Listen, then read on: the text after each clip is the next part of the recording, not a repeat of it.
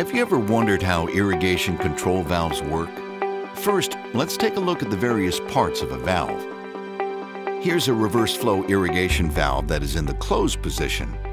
The basic elements are the body, including the inlet, the outlet, and the valve seat, the bonnet and bonnet chamber, diaphragm, pilot flow filter, solenoid, and the solenoid dump port.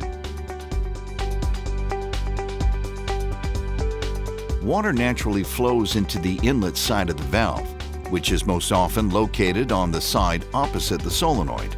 Water fills the bonnet chamber above the diaphragm via the pilot flow filter, and the force of this water pressing down on the diaphragm holds the diaphragm in place.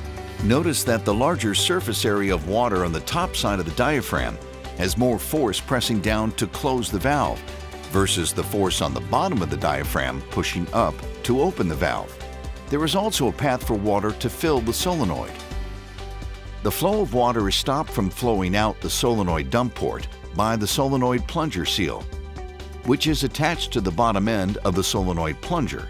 When the irrigation controller sends electricity to the valve solenoid, the solenoid coil becomes an electromagnet, pulling the plunger up into the solenoid, which allows the water in the solenoid and bonnet chamber to flow into the outlet of the valve.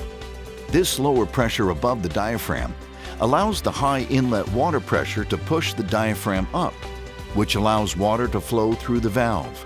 Once the flow of electricity to the solenoid stops, the plunger drops inside the solenoid, and the water stops flowing in the solenoid dump port. Eventually, the bonnet chamber water pressure becomes high enough to offset the water pressure below the diaphragm, and the valve closes.